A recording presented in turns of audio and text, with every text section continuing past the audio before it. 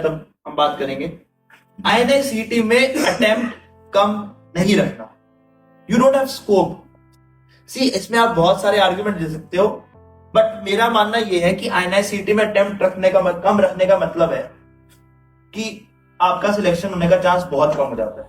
C because number of seats are less and number of seats with give you a clinical branches are less than 500 लगा लो। मैं top 500 rank की बात कर रहा हूं। अब 500 रैंक पे you have to go for a guess, you don't have a choice in INI-CET। कई बार आपको ऐसा लगेगा। So as we advocate that अगर आपके पास सिर्फ 2 ऑप्शंस आपने रूल आउट कर ली हैं, आपके पास 2 ही बचती हैं, सो स्टूडेंट का फेयर क्या होता है कि उसको ऐसा लगता है कि जो गैस मैं मारता हूं पक्का गलत होता है। ऐसे लगता है ना सबको कि मैंने जो सिलेक्ट किया वो पक्का गलत हो रहा है। बट आप ये नहीं समझ रहे कि मान लीजिए आपने टोटल 40 गैसेस मारे, 40 का गैसेस मारे हमने, तो हमारा नेगेटिव हो गया 1/3 नेगेटिव है ना उसमें, ठीक है। ये हम अज्यूम कर रहे हैं कि सारे के सारे गलत हो गए। तो आपने मान लो 160 200 के 200 अटेम्प्ट किए, 160 आपके करेक्ट हुए, 40 आपके गलत हुए, नेगेटिव आपका 1/3 लगा लो तो 13 हो गया रफली, 13.33 हो गया ना।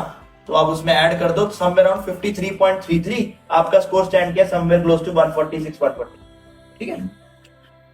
ये तो है कि आपने 40 तुक्के मारे और सारे के सारे गलत हो गए, बट ऐसा होता नहीं है। आप 40 के 40 गलत करने में ना बड़ा जिगरा चाहिए, बहुत बेवकूफ आदमी चाहिए।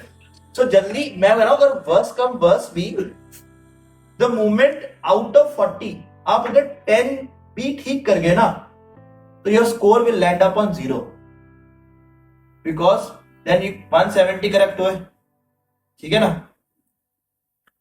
170 करेक्ट हो गए आपके, 30 आपके गलत हो गए, 1/3 नेगेटिव हो गया, यू स्टैंड ऑन 160।